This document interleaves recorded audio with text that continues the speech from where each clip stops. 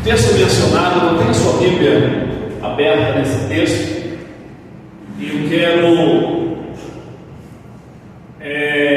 abordar nesse texto o verso 6 em diante, 6, 7 e 8. Quero trazer esses 3 versículos para a nossa meditação nesta noite, e quero ressaltar 3 pontos muito importantes dentro dessa mensagem. O primeiro ponto é a humilhação, humilhai-vos. O segundo ponto é lançar toda a ansiedade aos pés do Senhor. E o terceiro ponto é sermos sóbrios e vigiados. Amém? Amém. Quando eu quero falar quando eu vou abordar esse primeiro ponto, falando sobre humilhação, quero usar o texto de 2 Crônicas. Peço que Moisés, por gentileza, projetar para nós. 2 Crônicas 7, a partir do verso 14. Nós vamos ver Deus nesse texto, falando, dialogando com o povo de Israel, dizendo para o povo de Israel que se ele fizesse algumas coisas, como por exemplo, viesse pragas de gafanhotos, como se não chovesse, como se sérias situações acontecessem sobre o povo ficaria numa situação difícil. Mas ele diz o seguinte, ele vai dizer o seguinte, que se o povo dele se humilhar, ele diz o seguinte: se o meu povo, que se chama pelo meu nome, se humilhar. Você observa nesse texto que o primeiro ponto, o primeiro pilar desse texto, esse texto contém 4 pilares que são fundamentais, são bases, para a nossa vitória. Mas o primeiro pilar é a humilhação, E quando nós vamos para 2 Pedro, o texto vai dizer: humilhai-vos debaixo da potente mão de quem? De Deus, para que ao seu tempo, olha só o quanto o texto, meus irmãos, ele é forte. Ele vai dizer que ao seu tempo. Então entendamos algo muito importante aí na sua Bíblia. Acompanhe a sua Bíblia e você acompanha aqui na tela também quando eu citar a tela. Veja bem, o texto vai dizer para nós nos humilharmos debaixo da mão potente, não é debaixo da mão fraca, não, mas é da mão potente de Deus, para que ao seu tempo, ao tempo de Deus, Ele nos exalte. Olha só, algo muito precioso, muito importante nós entendermos que a humilhação debaixo das mãos de Deus, quando nós nos humilhamos, meus amados, Deus ele olha dos altos céus e ele entra com misericórdia. Deus só vai entrar com misericórdia quando nós nos humilhamos debaixo da sua potente mão. E ao seu tempo, ao tempo de Deus, Ele, o nosso Deus, Ele nos exaltará. Eu sei que muitos dos irmãos estão esperando algo de Deus, esperando o milagre de Deus, estão esperando Deus fazer algo na sua vida, esperando uma bênção material, conjugal, familiar, financeira, não sei em que aspecto. E às vezes a gente olha e diz assim: poxa, mas está demorando demais. E tem gente que desiste, irmãos, porque lá no mundo, o que as pessoas do mundo dizem o seguinte: Deus tarda, mas não falha, É um adágio que as pessoas usam, que Deus tarda, mas não falha. E nós vemos até alguns cristãos dizendo isso.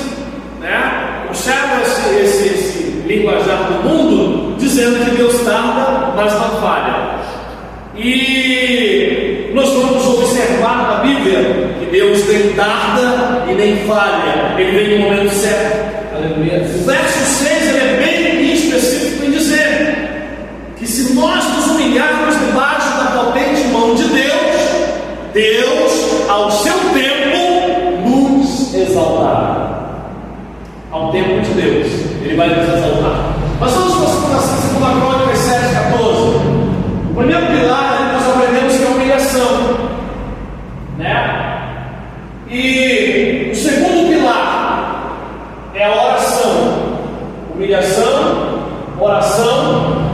Terceiro, buscar a minha face. É falar de intimidade com Deus, né? Quando você diz assim, hoje eu tenho uma audiência com o governador ou com o prefeito, ou seja, você vai estar frente a frente, face a face. Você vai ter uma certa intimidade com aquela pessoa pelo fato de estar conversando pessoalmente com aquela pessoa.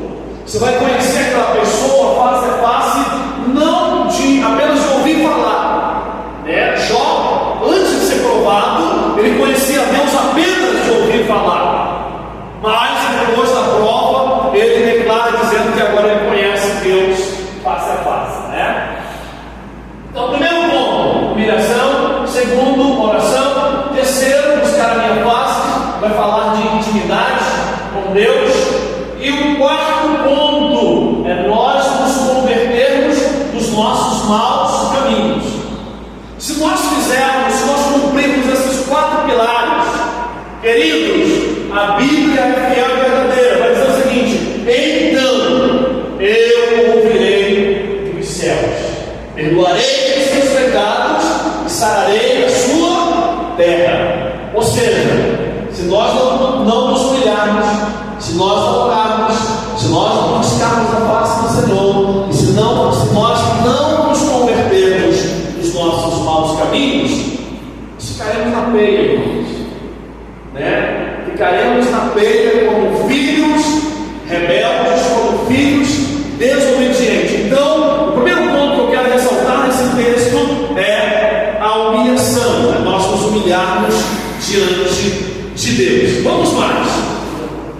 O segundo ponto que eu quero ressaltar é lançarmos a nossa ansiedade. O texto diz: lançando sobre ele, sobre quem? Sobre Cristo. Lançando sobre ele toda a nossa ansiedade, porque ele tem cuidado de nós. Amém? Quando o texto, Moisés, projeta para nós, por gentileza, Mateus 7, verso 7 a seguir. Quando esse texto vai falar de ansiedade, eu quero mostrar esse texto de Mateus 7, esse segundo ponto que nós queremos frisar. Ele vai dizer para lançarmos toda a ansiedade, né, sobre o Senhor Jesus, toda a nossa necessidade, toda a nossa precisão, porque Ele tem cuidado de nós. Pode colocar o texto todo. Mateus 7, a partir do verso 7, vai dizer o seguinte: pedi, dar-se-vos-á, buscar e encontrarei, batei, abrir-se-vos-á, pois aquele que pede recebe, aquele que busca encontra. Pode colocar a partir do verso 7. Deus, nesse texto, Ele tem um diálogo com a igreja, conosco, com Israel, né? Dizendo que Ele é o nosso provedor. Então, nos nossos dias, nós vamos ver algumas pessoas dizendo o seguinte: olha, fulano de tal, até pessoas da própria igreja, é cristã. Você vai ver cristãos com a tal da síndrome da ansiedade. Quem já ouviu falar disso aí? Olha, fulano está com síndrome da ansiedade. O mundo aí fora vai dizer que a depressão é a doença do século e que a depressão tem matado muita gente. E realmente, mas nós que estamos refugiados em Deus, saibam de uma coisa: que a depressão do cristão, ela resposta, ela vem de Deus, ela vem da palavra de Deus. Não tem psicólogo, não tem clínica de reabilitação, de recuperação, né? Melhor do que a palavra de Deus para nos reabilitar quando nós estamos passando por lutas e por dificuldades. Quando você chega numa situação em que você não quer mais ver ninguém, você quer estar sozinho, você quer estar em um quarto escuro, muitas das vezes, achando que tudo acabou. Nesse momento, tá bom? Conseguiu procurar? O texto todo para a gente. Mateus 7, você tem que ir falando, aí eu vou passando. Mateus 7, a partir do verso 7. Coloca aí, gente. Diminui mais as letras. Aí coloca o texto em que Jesus vai falar: respeite das cisadas, buscai, encontrarei, bater a civilizada, porque quem pede recebe, quem busca encontra, e quem bate a auxiliar. Entendeu? Não, é esse que eu conheci. Tá. Tudo bem. Então vamos lá. Pode passar o outro verso. Verso 8. Porque aquele que pede recebe, o que busca encontra, e o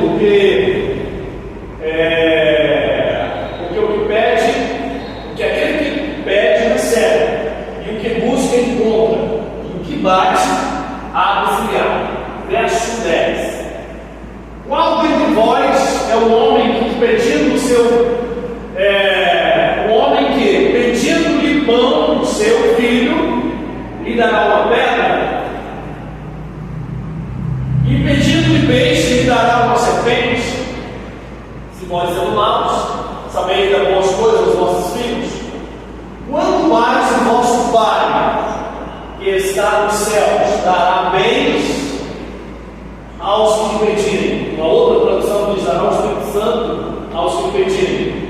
Portanto, tudo que vós quereis que os homens nos façam, fazei-vos também, pois esta é a lei dos profetas. Até. Queridos, esse texto, Deus ele faz um diálogo conosco, com a igreja. O texto mencionado em 1 Pedro vai falar sobre lançarmos sobre o Senhor toda a nossa ansiedade. Às vezes, quando estamos ansiosos, você não consegue dormir. Quando estamos preocupados, nós muitas vezes não conseguimos dormir. Às vezes, no meio da noite, de madrugada, 3 da manhã, você acorda, se senta na beira da cama, vai ao banheiro e não consegue mais dormir por causa da preocupação com alguma coisa. Mas eu quero dizer à igreja, aos irmãos, que Deus ele tem cuidado de nós. Amém? E Ele tem suprido as nossas precisões e as nossas necessidades. Portanto, quando houver ansiedade, lance sobre o Senhor. Quando houver necessidade, quando houver precisões, vamos aos pés do Senhor. Às vezes você vai procurar ajuda em A, em B, em C, em D, e esquece de procurar ajuda em Deus. Você corre para papai, para mamãe, para tio, para vovô, para vovó, para tantas pessoas, para o irmão, né? E esquece de procurar refúgio, procurar ajuda, procurar socorro, como diz o Salmo 46, que Deus é o nosso refúgio e fortaleza, socorro bem presente em meio às tribulações. Então, queridos, o segundo ponto dessa mensagem é lançarmos sobre o Senhor todas as nossas ansiedades, porque Ele tem cuidado de nós. A Bíblia vai dizer em Mateus também, Jesus conversando com a igreja, Ele diz o seguinte: por que vocês estão ansiosos? Por que vocês estão preocupados com o dia de amanhã? Olha, a cada dia cabe o seu mal, a cada dia. Vocês não devem se preocupar com o que é a vez de comer, com o que é a vez de beber, com o que é a vez de vestir. Olhai os passarinhos do campo. Eles não trabalham, eles não fiam, eles não guardam no celeiro. Contudo, você não vê pássaros mortos porque morreram de fome. Certo? Você vai ver um pássaro morto por alguém que feriu aquele pássaro, né? Por alguém que atentou contra a vida daquele pássaro, por alguém que colocou um veneno para aquele pássaro morrer, mas você não vai ver inúmeros pássaros mortos porque morreram de fome. A própria Bíblia diz que Deus os sustenta e os alimenta. E a Bíblia nesse texto vai dizer o seguinte: se Deus cuida dos pássaros e cuida dos lírios do campo, Deus não cuidaria de nós, homens de pequena fé? O problema é que muitas das vezes a nossa fé, quando nós estamos na luta, na beleza, na batalha, ela se torna tão pequena. Nós olhamos para o obstáculo, olhamos para a dificuldade, olhamos para o montante da situação, dizemos: meu Deus, e agora?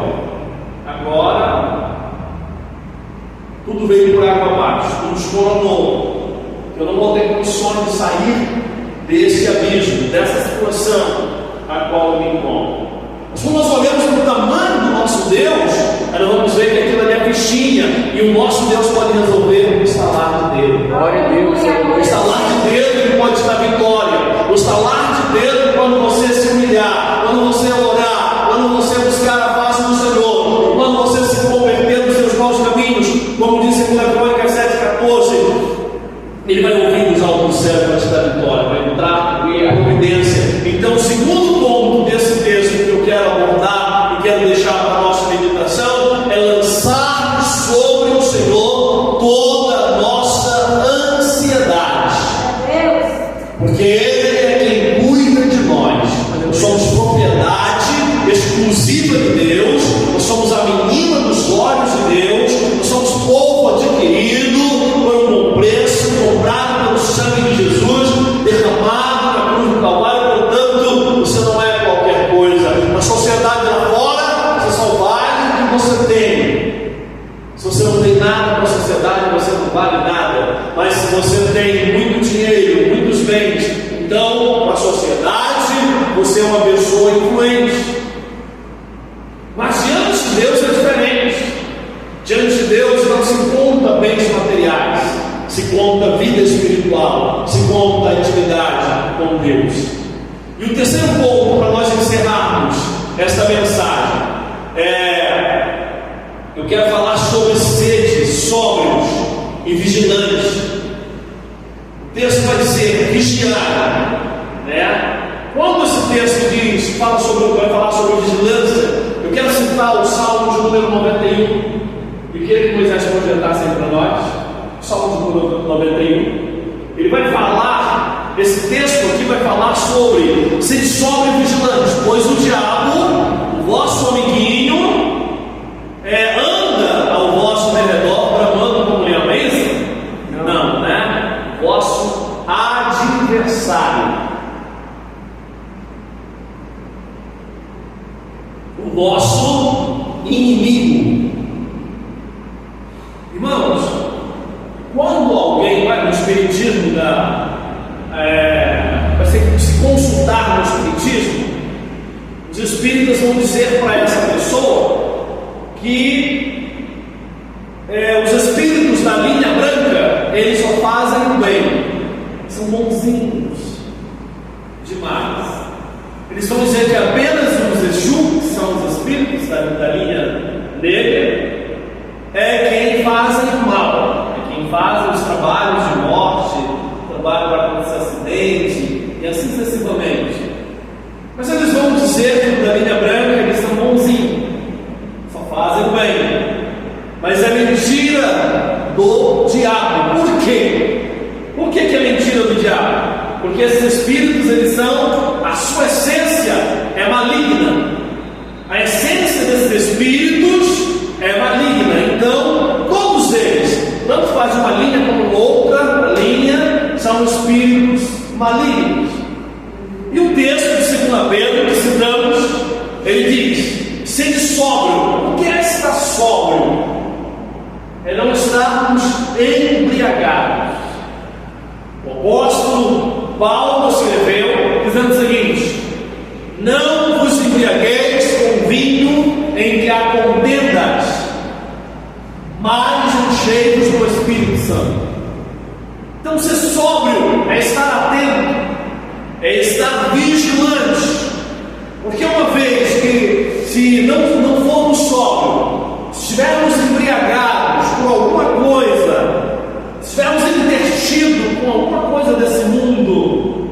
estivermos dando mais ênfase a alguma coisa desse mundo que nos atrai, nós seremos presa fácil do inimigo, né? Do adversário. Seremos presa fácil do diabo. E ele vai dizer: sede só e vigiai, porque o diabo, o vosso adversário, anda em derredor, bramando como leão, procurando a quem tragar. Querido, na nossa região, na América do Sul, não é normal nós termos leão. Os leões, geralmente, você vai ver os leões, geralmente, nos países da África, em vários outros países, mas aqui na América do Sul, não. Mas na América do Sul nós temos um felino chamado a onça pintada. E quando você ouve, mesmo pela televisão, mesmo pelo vídeo, você ouve o estorrar de uma onça pintada, dá medo, mesmo você estando do outro lado da tela, né? Mesmo você estando distante, dá medo. Você se encontrando de repente dentro de uma mata fechada e você vê o estorro de um animal desse, você fica numa situação de aflição. Qualquer momento aquele animal pode te atacar, pode te ferir, pode te matar. Vamos trazer agora para o contexto espiritual. O texto está dizendo que o nosso adversário está ao nosso derredor. Ele não está ao nosso lado. Ao nosso lado está o anjo do Senhor. Salmo de número 34, Salmo de número 91 vai dizer que o anjo do Senhor acampa ao lado daqueles que temem a Deus, para os guardar. Então você, como servo de Deus, como filho de Deus, você tem um anjo da guarda para te guardar em todo o teu caminho. Mas o Salmo de número 91 ele é bem fácil de dizer que aquele que habita no esconderijo do Altíssimo, a sombra do Onipotente, descansará. Ou seja, se nós estamos habitando, se nós estamos morando no esconderijo do Altíssimo, nós estamos bem, estamos tranquilos. Aleluia. Dos ataques do diabo, né? Mas a partir do momento que eu saio, que eu me ausento dos esconderijos do Altíssimo, a partir do momento que eu paro de congregar, a partir do momento que eu paro de tomar ceia como membro, a partir do momento que eu paro de vir aos cultos, mesmo eu não estando numa mesa de bar, mesmo eu não estando fumando um baseado, mesmo não estando fazendo nada do que o mundo lá fora me oferece, nas festas e nas farras, mas só o fato de eu me ausentar no meio do rebanho, eu já me torno presa fácil do inimigo. Quem está entendendo antigamente? Amém. No mundo animal, só para você ter uma ideia, deixa eu ilustrar. Quando vê uma manada de búfalo, por exemplo, com 300 indivíduos, pode ter uma quantidade de 50 búfalos, ou 300 búfalos, e pode ter uma quantidade de 50 leões. Mas eles não batem de frente com essa manada, porque muitos deles vão sair feridos e vão morrer posteriormente. Eles podem ser feridos pelos búfalos. Então o que eles passam a observar? Eles passam a observar os fracos e os feridos que vêm fora do rebanho, fora da manada, até os bezerros, até os pequenos. Ali no meio da manada eles não se atrevem a tirá-los dali, né, para matá-los, porque toda a manada vai se voltar contra eles. É um embate muito grande, uma guerra muito grande. Às vezes um búfalo morre, mas muitas das vezes tem leões que saem feridos e vão agonizar até a morte, né? Muitas das vezes com 2, 3 costelas quebradas, e assim sucessivamente. Então, eles ficam observando aquele que está fora do rebanho, aquele que está fora da manada, né? Então o texto é bem enfático.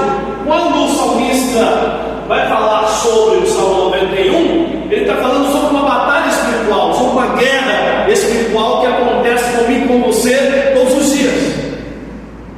Todo dia o pecado vem e nos faz proposta para nos tirar, para nos arrancar do esconderijo do Altíssimo.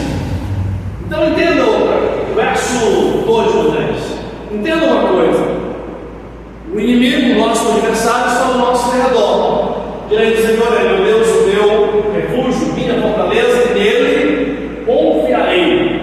Pois bem, verso 3: se tivermos o esconderijo do Altíssimo, todas essas promessas aí, elas virão sobre as nossas vidas. Porque ele te livrará do laço do passarinheiro e da peste perniciosa. Laços do passarinheiro são demônios que armam armadilha para nos matar todos os dias. Por que você vê as pessoas ímpias morrendo, como barata, flora? Porque não estão habitando no esconderijo do Altíssimo. Muitos até ouviram a palavra, até foi feito um apelo, mas não quiseram tomar a decisão de habitar no esconderijo do Altíssimo. Então as pessoas estão morrendo. Alguém diz: olha, do nada, fulano estava aqui conosco, de repente sofreu um infarto, de repente sofreu um AVC e morreu, não chegou no hospital, já não estava mais com vida. Queridos, isso é muito interessante, é muito importante.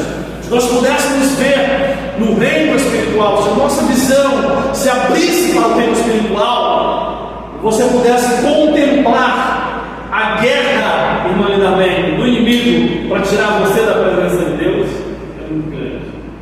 Pastor Arraio, todos nós, a guerra é muito grande. Então ele vai dizer: ele se livrará do laço do passarinheiro e da peste perniciosa. O laço do passarinheiro são laços de morte, a peste perniciosa são doenças, são enfermidades, porque ele se livrará do laço do passarinheiro e da peste perniciosa. Vamos adiante. O verso 4 vai dizer: ele te cobrirá com as suas penas, e debaixo das suas asas estarás seguro. Sua verdade é debaixo das suas asas. As suas asas, essa versão é diferente. As suas asas te cobrirá, e a sua verdade será como o teu escudo e broquel. Ou seja, nós vemos aqui em 1 Pedro, verso 8, o inimigo furioso, rosnando, procurando a quem entregar. Mas no Salmo 91 nós vamos ver Deus dizendo: olha, meu filho, se você me servir, se você temer ao meu nome, se você andar nos meus caminhos, na minha presença, eu serei contigo. A Bíblia vai dizer que aqueles que são de Deus, o diabo não os toca, o maligno não os toca. Então, devemos permanecer como sóbrios e vigilantes na presença de Deus. Em momento algum, vacilarmos, né? Como diz o hino de número 212, nós não podemos vacilar, porque o inimigo está rosnando e há uma brecha que nós demos. Ele vem, ele entra e ele faz estrago na tua vida, ele faz estrago no seio da tua família. Portanto, sejamos sóbrios e vigilantes, sejamos atentos a toda astuta cilada do maligno. Quando você está atento, o maligno vem lá na Paulo VI e você já ouviu, você já conseguiu enxergar e detectar ele. Quando você está atento, você vai detectar alguém que quer brigar com você, quer bater boca com você, você automaticamente já detectou que não é aquela pessoa, mas é o inimigo usando-a para tirar você da graça. Então você começa a repreender na mente e você sai de pé. Você sabe que a tua carne, ela está querendo, teu velho homem está querendo vir à tona. Isso aí vai te prejudicar, vai tirar a tua paz. Então você está atento, está vigilante.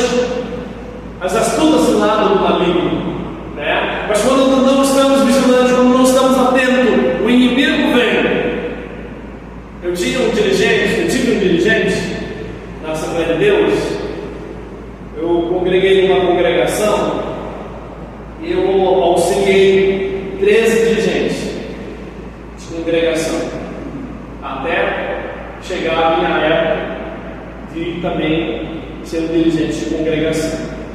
Então eu tive um dirigente, ele é lá de Juntinho, e esse irmão hoje é pastor. Ele dizia o seguinte: quando o crente está desatento, o diabo vem, pega o dedo dele e faz isso aqui no berço da pessoa, fica brincando no berço da pessoa, e a pessoa não percebe, né? Mas se você estiver atento, ele nem chega de perto, né? Ele não chega perto, porque ele sabe que ele não pode chegar perto de você, ele vai se queimar, ele vai se prejudicar. Então ele fica de longe, como o texto está dizendo que ele fica ao nosso derredor. Creio aí que é uns 2 quilômetros, mas ele fica atento, ele não dorme, ele não desiste. Às vezes nós, como ser humano, queremos desistir, queremos parar. Não dá mais, Jesus não dá mais, já orei, já paguei o preço e nada, então eu vou desistir, eu vou chutar o pau da barraca, eu desisto, eu entrego os pontos. Mas o diabo não, ele, segundo o pastor Marcos Feliciano, ele tem um dom, né? A Bíblia não diz isso, é uma ilustração que ele faz. O diabo tem um dom que muitos de nós não temos, que é o dom da perseverança.